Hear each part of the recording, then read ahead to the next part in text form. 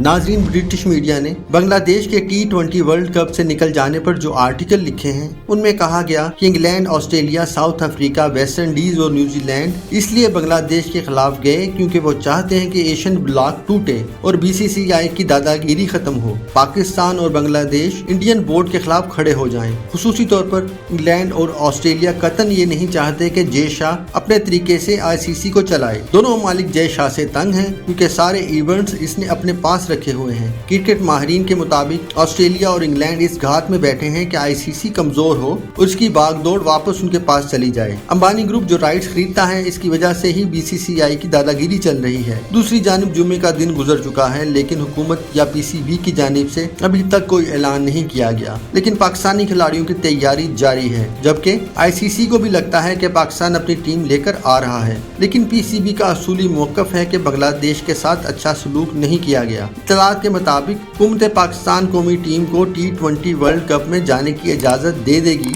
लेकिन शायद पाक इंडिया मैच ना हो। अब फैसला वज़ीर-ए-आज़म शहबाज शरीफ ने करना है और सबकी नज़रें उनकी जानिब मरकूज़ हैं।